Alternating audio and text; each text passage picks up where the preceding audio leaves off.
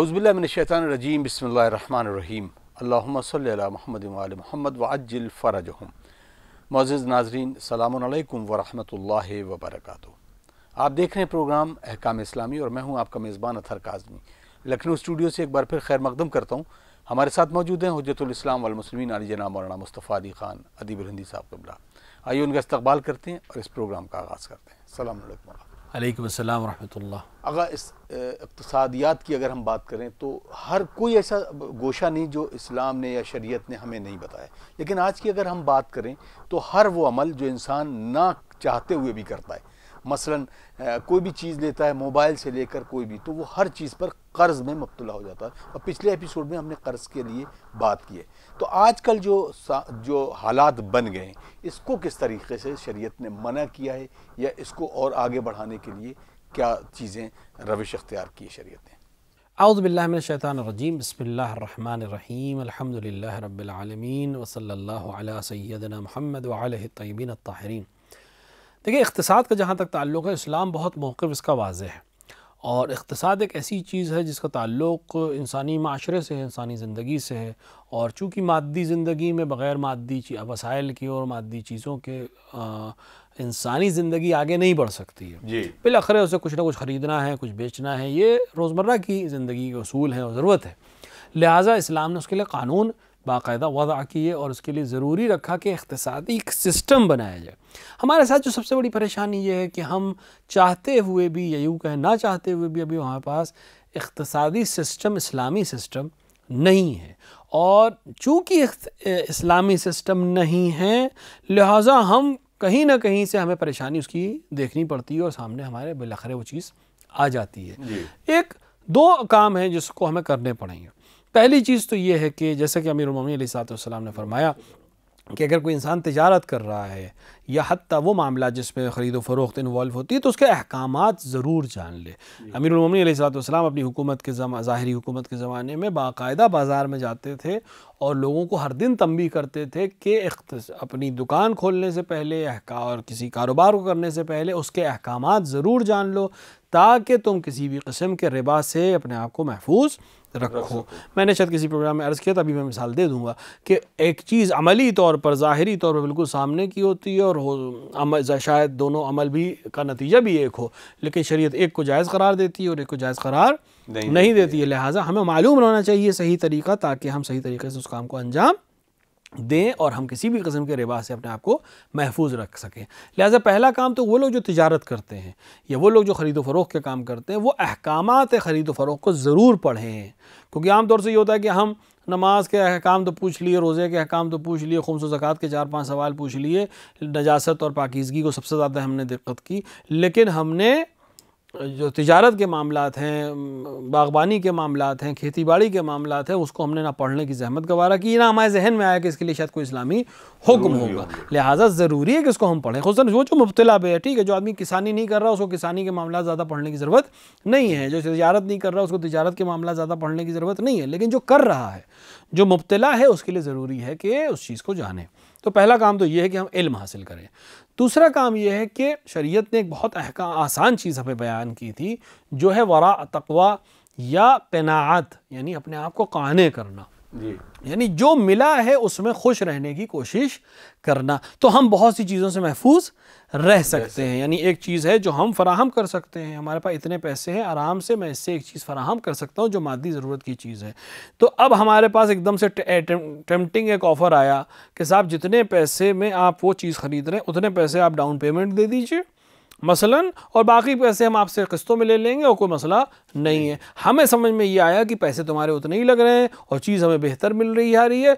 ये समझ में नहीं आया कि वो जो हम किस्तें दे रहे हैं उसमें 1% ही सही, 1.2% ही सही, असल 0.2% ही सही, हम कहते हैं बहुत कम सही, बैंकिंग चार्जेस के नाम के ऊपर हम एक सूद दे रहे हैं जी, और अपने लिए वो लज्जत फराहम कर रहे हैं जिसमें सूद इन्वॉल्व हो गया। तो फिर वो कैसे उसके अंदर हमें फ़ायदा हासिल हो सकता है? मुमकिन है हमें कुछ दिन अगर फ्रिज लिया है तो ठंडा पानी मिल जाए, लेकिन वो जो उसकी आतिश है वो बिलाखिर हमारी ज़िंदगी में सूद की आ जाएगी और हमें महसूस भी नहीं होगी। लिहाजा टेम्पटिंग ऑफर्स की तरफ मत जाइए।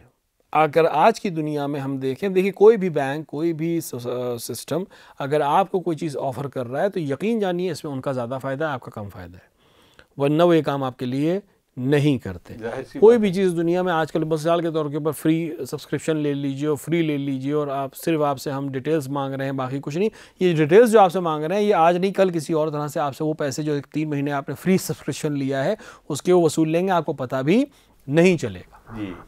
लिहाजा उसके इस जगह पे क्या चीज़ काम आती है? तकवा काम आता है, यहाँ पे क़नाअत काम आती है कि ठीक है कि ये फ्रिज मुझे बड़ा मिल रहा है, मुझे 100 लीटर का फ्रिज चाहिए, 150 लीटर का फ्रिज दे रहे हैं मुझे उसी कीमत पे, लेकिन मैं अपने आप को समझाऊं कि मुझे ज़रूरत ही नहीं है 180 लीटर की फ्रिज की, मेरा काम 120 लीटर में चल जाएगा, मुझे क्या ज़रूरत है 180 लीटर का फ्रिज ख़रीदने की, वलो ये कि उसकी कीमत मुझे कम मिल रही हो। जो अपनी ज़रूरतों को अव्वलन महदूद करे, क़नाअत इसी को कहते हैं, महदूद करे, और जिसमें उसका काम चल सकता हो उसको अंजाम दे, दूसरी चीज़ों के ऊपर ज़्यादा सरमायागुजारी करे।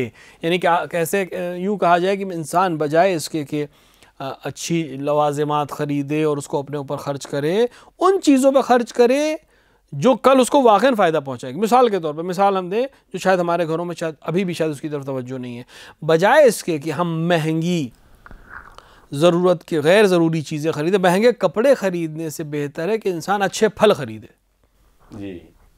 आज हमारे माहौल में फल खाना तकरीबन ख़त्म हो चुका है, ग़िज़ायात की बहस नहीं है, डॉक्टर्स पे ज़्यादा बेहतर बयान करेंगे, आप मुझसे बेहतर इस चीज़ पे बयान कर सकते हैं, लेकिन एक मिसाल मैं सिर्फ दे रहा हूँ कि हमारी रोज़मर्रा की ज़िंदगी में गैर अहम चीज़ें अहम बन गई हैं और हम उन चीज़ों पे ख़र्च करते हैं जिसको बार वाक़ई खर्च करने की ज़रूरत नहीं है, उन चीज़ों पे क़नाअत कर लेते हैं जिस पे क़नाअत करने की ज़रूरत नहीं है। मसलन हम अच्छे मेवे ख़रीदें, हम एक सूट कम बनाएं लेकिन अच्छा खाना अपने बच्चे को खिलाएं जी।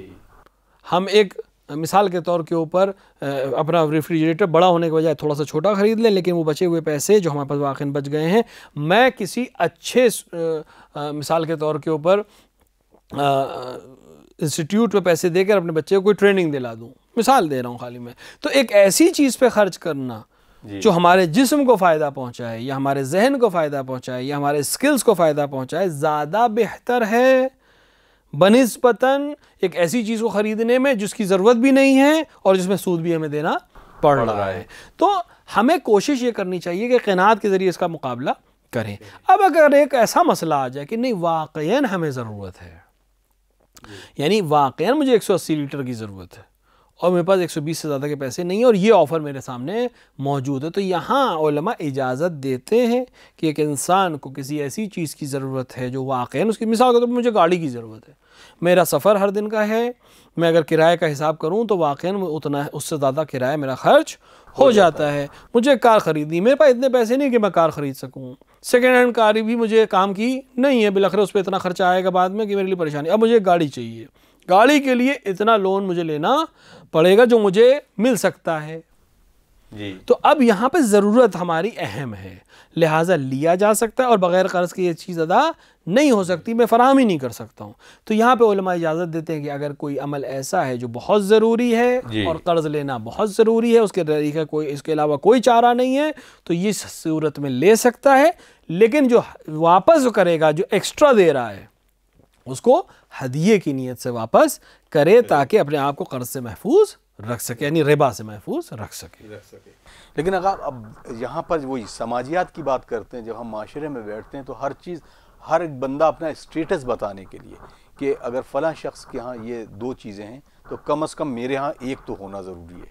अब उस चक्कर में होता ये कि वही वाली चीज़ें कि वो सारी चीज़ें जो बोझ है कि सारा सामान घर में फराहम है, फ्रिज है, टीवी है, वॉशिंग मशीन और एक्सेट्रा, इसके अलावा गाड़ी भी है, सब कुछ है, लेकिन सब कुछ जो है वो बैंक का लोन कर्जा है जिससे हम किस्त दे रहे हैं और आखिर मौके पे ये हो कि हम दुनिया से चले भी गए और फिर भी औलाद किस्त दे रही। तो इसको किस तरीके से हैंडल करने की, जहाँ आपने क़नाअत की बात की, तो कैसे हैंडल किया जाए, क्योंकि इस सूदी निज़ाम से तो पीछा छुड़ाना है और एक अच्छा माशरा तश्कील करना है। मैंने अब अर्ज़ किया, मैंने तमाम चीज़ों की बात की थी वो तकरीबन इसी के बेस पे की थी कि हम قناعت اگر نہیں ہوگی، اگر حسد ہوگی، اگر جلن ہوگی، اگر مقابلہ ہوگا، اگر دنیاوی چمک دھمک میں ہم ملوث ہو جائیں تو ظاہر سی بات ہے پھر ہمارے لیے دین کوئی چیز رہ نہیں جائے گی، پھر ہماری حق اور کروک ہمیں چاہیے، پھر کوئی علاج نہیں ہے۔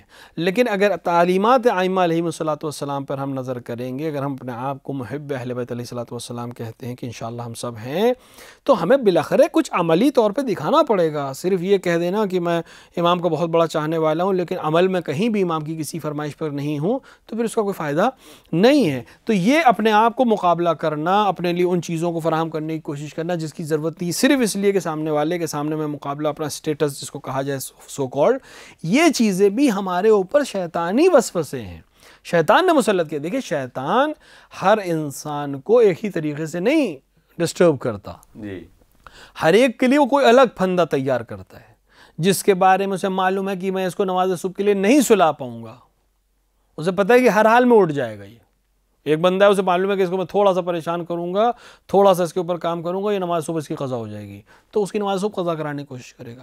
لیکن جس کے بارے میں معلوم ہے کہ اس کو کچھ بھی کر لوں یہ نماز صبح کے لیے اٹھ جائے گا، تو پھر اس کو نماز صبح سے منع کرنے کی کوشش نہیں کرے گا، پھر کچھ اور کرے گا۔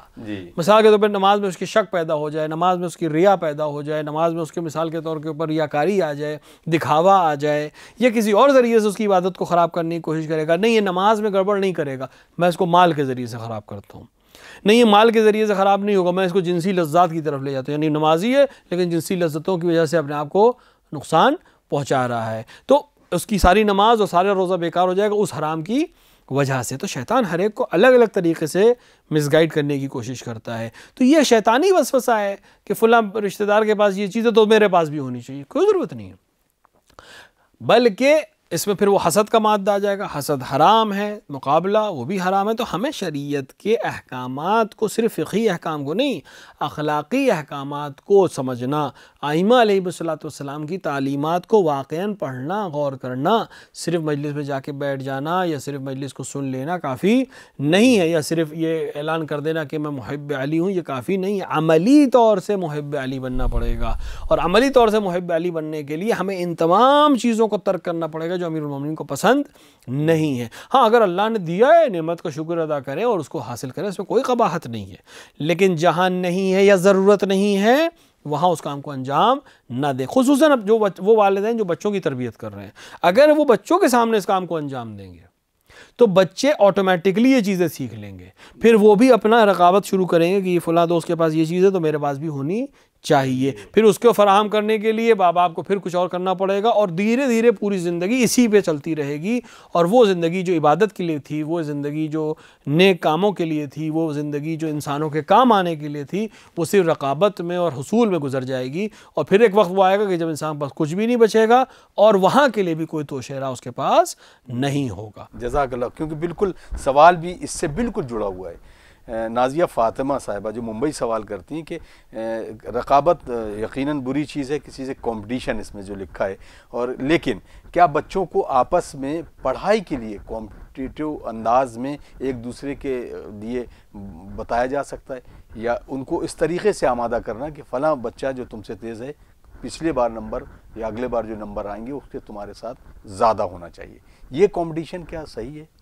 دیکھیں انسان کے اندر حس رقابت ایک فطری چیز ہے، اور کہا جاتا ہے کہ اگر انسان کے اندر ٹیلنٹ کو بڑھانا ہے یا اس کے اندر کسی چیز کو بوسٹ کرنا ہے تو اس کے اندر حس رقابت کو تھوڑا سا ہمیں بڑھانا پڑے گا، کیونکہ انسان کے اندر ایک حس اللہ نے دی ہے۔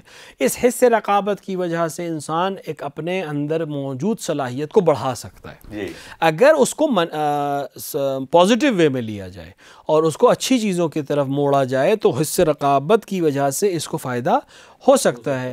ہاں لیکن اس پہ خیال یہ رکھنا ہے کہ اس پہ ایکسٹرا پریشر نہ ہے اور کسی قسم کی حسد اور جلن اس کے اندر نہ، یعنی ایک بچے کو مسلسل، ایک بچہ اچھا کر رہا ہے، محنت کر رہا ہے، اپنے کیلیبر کے حساب سے کر رہا ہے، آپ مسلسل اس سے کہتے رہیے فلاں نے ایسا کیا، فلاں نے ایسا کیا، وہ بچہ بھی تو ایسا کر رہا ہے، بہت ممکن ہے یہ مسلسل کہنے کے نتیجے میں اس کے اندر اس بچے کے لیے زبردستی ایک حسد آ جائے کہ یہ مجھے ہمیشہ اس سے کمپیئر کرتی ہیں۔ تو صلاحیت کو دیکھیں، نہیں اگر دیکھ رہے ہیں نہیں صلاحیت بالکل برابر ہے اور تھوڑا سا کمپٹیٹیو ان کے اندر پایا جاتا ہے، اس وقت تھوڑا سا کمپٹیشن کا رغبت دلانے میں کوئی حرج نہیں ہے۔ کہا جاتا ہے کہ مثال کے طور پر اگر ریس اکیلے کوئی انسان دوڑے تو اپنی اچھی سپیڈ میں نہیں دوڑ پاتا ہے، لیکن اگر اس کے ساتھ ایک ریسر دوڑنے لگے تو وہ سپیڈ اپنے آپ اس کے اندر بوسٹ ہو جاتی ہے، کیونکہ حس رقابت انسان کے اندر پائی جاتی ہے۔ تو اگر بچوں کو پڑھائی میں زیادہ سنسیئر ہونے کے لیے، تو ان کو رقابت میں ڈالنے کے لیے، ان کو انعام کی لالچ دینے کی، مثال کے طور پہ اگر آج تم 1 گھنٹہ میتھ سالو کرو گے تو میں تمہیں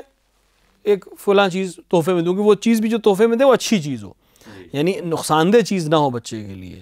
میں فلاں چیز تمہیں تحفے میں دوں گی، یا فلاں چیز جو تم نے ہم سے مانگی ہے وہ ہم اگر اس سال فرسٹ آ گئے تو وہ ہم تمہیں فراہم کر کے دیں گے۔ تو یہ چیزیں اس کے اندر رقابت کو پیدا کریں گی، اس کے اندر بوسٹ بھی کریں گی، اس کو اپنی صلاحیت کو اور بہتر کرنے میں مدد کریں گی، اس میں کوئی حرج نہیں ہے۔ تو اگر حس رقابت کا اس حد تک استعمال کیا جائے کہ اس کے اندر جو کیلیبر ہے وہ ابھر کے سامنے آ جائے اور کسی قسم کی حسد اس میں انوالو نہ ہونے پائے، تو کوئی حرج نہیں ہے۔ حس رقابت میں بچے کو تشویق کیا جا سکتا ہے، کوئی حرج نہیں۔ جزاک اللہ۔ ایک اور خواہر ہیں، انہوں نے بھی سوال کیا ہے، آغا یہ بتائیں کہ جب کوئی مال میں یا کسی اس طرح کے جگہ پر جاتے ہیں جہاں پر بہت ساری سیل لگی ہوتی ہے، اور سیل کے لیے کہا جاتا ہے کہ اگر آپ اتنا پیسہ زیادہ بڑھا دیں گے تو ہم آپ کو اس کے عوض میں ٹوکن دے دیں گے، اور اس ٹوکن کا ایک وقت معین ہوگا جو ہم قرعے کے طور پر یا اس کو ہم لاٹری کے طور پر نکالیں گے۔ تو کیا ایسے ٹوکن کو خریدنا یا ایسے ٹوکن کو لینا جائز ہے؟ یعنی اگر مثال کے طور پہ خرید و فروخت کرتے ہیں، اگر اتنا سامان ہم خریدیں گے تو یہ ہمیں مثال کے طور پہ ایک ٹکٹ دے دیں گے یا ایک نمبر دے دیں گے، اور بعد میں جن لوگوں کے نام وہ انعامی رقم آ گئی وہ دی جا سکتی ہے، اس میں کوئی حرج نہیں ہے۔ یعنی کیونکہ آپ ایک سامان خرید رہے ہیں اور پھر کمپنی اس سامان خریدنے والوں کو جنہوں نے اس حد تک شاپنگ کی ہو وہاں سے ان میں آپس میں قرعہ نکال کے ان کو انعام دے رہی ہے، یہاں تک کوئی مسئلہ نہیں ہے۔ یعنی ایک ایسی چیز کے لیے خرچ کرنا کہ جو ہماری ضرورت کی چیز تھی ہم نے لے لی، بعد میں اس کمپنی نے وہ لوگ جنہوں نے مثال کے طور پہ 5,000 روپے سے زیادہ کی شاپنگ کی تھی ان کی ایک فہرست تیار کی، ان کی آپس میں قرعہ اندازی کی اور پھر بعد جیتنے والوں کو کچھ نہ کچھ اپنی طرف سے دیا، اس میں کوئی حرج نہیں ہے۔ اس طرح کام کرنا جائز۔ جزاک اللہ۔ آغا مبشر یہ پٹنہ سے سوال کرتے ہیں، السلام علیکم، واجب یا مستحب نمازوں میں کس حد تک تجوید کے قاعدے کی رعایت کرنا واجب ہے؟ دیکھیے، چاہے واجب نماز انسان پڑھ رہا ہو چاہے مستحب نماز پڑھ رہا ہو، اصل چیز ہے اس کی قرأت صحیح ہونی چاہیے۔ تجوید کے سارے قاعدے کی رعایت بہت ضروری نہیں ہے، قرأت اس کی صحیح ہونی چاہیے، یعنی جہاں زبر ہے وہاں وہ زبر پڑھے، جہاں زیر ہے وہاں زیر پڑھے، جہاں پیش ہے وہاں پیش پڑھے۔ لیکن بہت زیادہ تجوید کے قواعد جو قرأت قرآن میں ہوتے ہیں ان کی رعایت بہت ضروری نہیں ہے۔ تلفظ صحیح ہونا چاہیے اور قرأت اس کی صحیح ہونا چاہیے کہ قرآن کے معنی اور مفہوم تبدیل نہ ہو، اتنا ہی کافی ہے، باقی چیزوں کی رعایت کوئی ضروری چیز نہیں ہے۔ جزاک اللہ۔ انجم صاحب کانپور سے سوال کرتے ہیں، آغا السلام علیکم۔ وعلیکم السلام۔ اول ماہ رؤیت ہلال کے سلسلے میں اول ماہ ثابت ہونے کا معیار کیا ہے؟ اول ماہ ثابت ہونے کے جو معیارات مرجع علی قدر حضرت آیت اللہ علیہ سے صادق حسینی شیرازی نے بیان فرمائے ہیں، وہ یہ کہ انسان خود چاند دیکھے، اس کے لیے ماہ ثابت ہو جائے گا، یا کچھ لوگ دو آدمی گواہی دیں کہ انہوں نے چاند دیکھا ہے تو ان کی بات، یا ایک جماعت پوری گواہی دے کہ انہوں نے چاند دیکھا ہے تو چاند ثابت ہو جائے گا۔ اسی طرح اگر کوئی ایک شخص بھی گواہی دے اور اس کی گواہی یا خبر دے اور اس کی خبر قابل قبول ہو اور آپ کے لیے قابل عمل ہو تو اس کے اوپر چاند کی گواہی قبول کی لی جائے گی اور چاند ثابت ہو جائے گا۔ اسی طرح 30 دن اگر پچھلے مہینے کے گزر جائیں تو اپنے آپ اگلا مہینہ شروع ہو جائے گا۔ اس کے ساتھ ساتھ ضروری ہے کہ چاند دیکھنے کے سلسلے میں مرجع علی قدر کا نظریہ یہ ہے کہ چاند دیکھنے میں شرط یہ ہے کہ انسان اپنی آنکھوں سے چاند دیکھے، اپنی آنکھوں سے چاند دیکھے یعنی بغیر کسی دوربین کے، بغیر کسی ٹیلیسکوپک ایڈ کے وہ چاند دیکھے، یعنی جس نے بھی چاند دیکھا ہے اس نے اپنی نیکڈ آئی سے چاند دیکھا ہو، تبھی چاند کی رؤیت ثابت ہوگی۔ اگر آپ کے علاقے میں چاند نہیں دیکھا گیا لیکن آس پاس کے علاقوں میں چاند دیکھا گیا، کہ اگر آپ کے ہاں حالات صاف ہوتے اور اب موسم آلودہ نہ ہوتا یا دھواں نہ ہوتا تو آپ کو بھی دکھائی دیتا، تو دوسرے شہر میں بھی دیکھا جانا آپ کے لیے کافی ہے۔ کافی، جزاک اللہ۔ اگلا سوال ہے، السلام علیکم، ختنے کی واجب حد کیا ہے؟ کیا یہ واجب ہے یا مستحب ہے؟ اس کو بتا دیجئے۔ ختنہ سنت جناب ابراہیم علی نبینا و علیہ الصلاۃ والسلام ہے اور واجب نہیں ہے لیکن سنت مؤکدہ میں سے ہے، اور ساتھ ہی ساتھ صرف ایک چیز کے لیے ختنہ واجب ہے جو کہ طواف خانہ کعبہ ہے۔ خانہ کعبہ کے طواف کے لیے ختنہ ہونا، انسان کا مختون ہونا ضروری ہے، پس لہٰذا اگر کوئی انسان مختون نہیں ہے تو وہ طواف خانہ کعبہ انجام नहीं दे सकता, यानी वाजिब तवाफ़ अंजाम नहीं दे पाएगा, उसका तवाफ़ सही नहीं है। बाकी किसी चीज़ के लिए शर्त नहीं है ख़तना होना, लेकिन चूँकि सुन्नत जनाब इब्राहीम है, सुन्नत मुअक्कदा में से है, लिहाजा इंसान को अंजाम दे देना चाहिए। और बेहतर है कि जितनी जल्दी और बचपन में ये काम अंजाम दिया जाए उतना ही मुनासिब है, ताकि एज के साथ साथ उसको इसकी तकलीफ़ और दूसरी परेशानियों से मुब्तला ना होना पड़े। बचपन में करने में मुमकिन है बच्चे को थोड़ी सी अजियत होगी, लेकिन बाकी तमाम चीज़ें उसके लिए आसान हो जाएंगी। लिहाजा ख़ुद वाजिब नहीं है ख़तना सिवाय तवाफ़ के लिए, लेकिन मुस्तहब मुअक्कद है और उसके बहुत से तिब्बी फ़ायदे हैं कि उसके अंदर आलत और उसके आसपास की जो जगह है वो साफ़ और पाक और बहुत से जरासीम से महफूज रहती है, क्योंकि वो गोश्त जो इजाफ़ी है अगर वो नहीं हटाया जाए तो बहुत से मुमकिन है उसके अंदर जर्म्स क्रिएट हो सकते हैं और बाद में बहुत सी परेशानियाँ उसको हो सकती हैं, जिससे बचने का ये बेहतरीन तरीक़ा है कि इसको अंजाम देना चाहिए। जज़ाकल्लाह। इसी से रिलेटेड एक और सवाल है, ग़ुलाम अब्बास आब्दी साहब उसका सवाल है, आगा ये बताएं क्या बच्चों का ख़तना कराना वालिदैन पर वाजिब है? मैंने अर्ज़ किया ख़ुद किसी शख्स के ऊपर किसी दूसरे ख़तना कराना वाजिब नहीं है, लेकिन बेहतर यह है कि बच्चे का ख़तना जल्द से जल्द उसको करा दिया जाए ताकि कल उसको परेशानी ना हो। अर्ज़ किया गया कि सिर्फ़ हज के लिए यानी तवाफ़ ख़ाने काबा के लिए मख्तून होना ज़रूरी है, बाकी किसी चीज़ के लिए मख्तून होना शर्त नहीं है। लेकिन चूँकि सुन्नत मुअक्कदा है और बचपने में यह अमल ज़्यादा आसान है, बाद में इंसान के लिए मुश्किल काम है, उसको बुलूग़ के बाद और मुश्किल काम है, जितना सिन ज़्यादा हो जाए उतने उसके लिए और मुश्किल काम है। लिहाजा बेहतर है कि सिन्ने सग़ीर सिनी में ही ये काम अंजाम दे दिया जाए, और वालिदैन अगर ये काम कर दें तो एक बेहतर काम है जो उसके अपने बच्चे के लिए फ़राहम कर रहे हैं। इसी से रिलेटेड है, खैर जवाब तो दे दिया लेकिन फिर भी सवाल है इनका। लायक अली साहब हैं, अगर सलाम अलैकुम, जिस आदमी ने ख़तना नहीं कराया है तो क्या उसकी नमाज़ें और रोज़ों के लिए क्या हुक्म है? क्या ये सारे रोज़े सही और नमाज़ें सही होंगी? मैंने अर्ज़ किया कि नमाज और रोज़े के लिए तहारत शर्त है, मख्तून होना शर्त नहीं है। सिर्फ तवाफ़ काबा के लिए मख्तून होना शर्त है, बाकी किसी चीज़ के लिए मख्तून होना शर्त नहीं है। उसकी नमाज भी सही है और उसका रोज़ा भी सही है। जज़ाकल्लाह। मुजीब हैदर साहब, सलाम अलैकुम, अगर आब जौ में अल्कोहल ना हो तो क्या पी सकते हैं? आब जौ दो तरह से बनाया जाता है। एक दफ़ा आब जौ को तिब्बी तरीक़े से और नेचुरल तरीक़े से बनाया जाता है, जो डॉक्टर्स बनाते हैं या उस किस्म के माहिर अफराद बनाते हैं। इस आब जौ को पीने में कोई हर्ज नहीं है और ये मुस्किर भी नहीं होता, यानी टॉक्सिक नहीं होता है।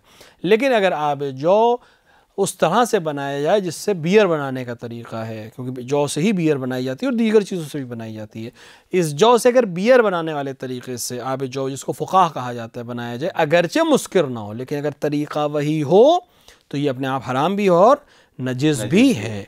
लेकिन अगर तिब्बी तरीक़े से जौ को पकाया जाए और ख़ास तरीक़े से उसको तैयार किया जाए, जिसे आब जौ कहा जाता है, तो फिर वो नजिस नहीं है और उसको पीने में भी कोई मज़ाक़ा नहीं है। अगर अब आजकल के दौर में अगर देखें, कुछ बॉटल्स आ रही हैं जो अलग अलग नाम से, मसलन पैकिंग करके, अब नाम लेना मुनासिब नहीं है, उसको सॉफ्ट ड्रिंक के नाम से जाना जाता है और उसमें अल्कोहल होता भी है और नहीं भी होता है। बहुत सारे नौजवान इसकी लत में आ रहे हैं, तो ये जो हुक्म है तमाम इस तरह की चीज़ों का पीने का, कोल्ड ड्रिंक भी नहीं होती है वो, तो उसके लिए शरीयत क्या हुक्म करती है? हर वो चीज़ जिसके अंदर मुस्किर हो वो अपने आप हराम हो जाएगी, चाहे 1% ही क्यों ना हो। अगर वो मुस्किर है और साबित है कि मुस्किर इसके अंदर मौजूद है, वगैरह वो बहुत कम मकदार में है, तब भी उसका पीना जायज़ नहीं है। लेकिन अगर मुस्किर नहीं है और उसके अंदर कोई नशे की चीज़ नहीं है और उसको बनाने का तरीक़ा भी शराब बनाने का तरीक़ा या फ़ुक़ाह बियर बनाने का तरीक़ा नहीं है, तो फिर उसके पीने में कोई हर्ज नहीं है। अब इसमें जैसे होता है ना, जिसको हम सॉफ्ट ड्रिंक कहते हैं या एनर्जी ड्रिंक कहते हैं, वो भी इसके ज़ुमरे में आता है। एनर्जी ड्रिंक में भी मसला यही है, मगर ये कि उसके अंदर कोई ऐसी चीज़ ना मिली हो जो जिसको खाना हराम हो या पीना हराम हो। बाज़ एनर्जी ड्रिंक्स के लिए मसलन जानवरों के फजले या जानवरों के जिस्म के बाज़ हिस्से डालने की बात है, तो अगर वो तहक़ीक़ हो जाए और मालूम हो जाए कि इसके अंदर जानवरों के बाज़ पार्ट्स के अंदर हैं और जिनको खाना शरीयत ने मना किया है, तो फिर उसका पीना भी हराम हो जाएगा। तो हमें पूरी तरह से तहक़ीक़ करनी पड़ेगी, और अगर तहक़ीक़ ना हो और शक हो तो फिर एहतियात ये कि उससे इज्तिनाब किया जाए। बहुत बहुत शुक्रिया नाज़रीन, वक्त बिल्कुल इजाज़त नहीं देता। अगले एपिसोड में फिर मुलाकात होगी कुछ अहम सवालों के साथ, कुछ नुकूत के साथ। हमें दीजिए इजाज़त। वस्सलामु अलैकुम वरहमतुल्लाहि वबरकातुहू। आइए दुआ करते हैं, अल्लाहुम्मा अजिल लिवलियकल फ़रज।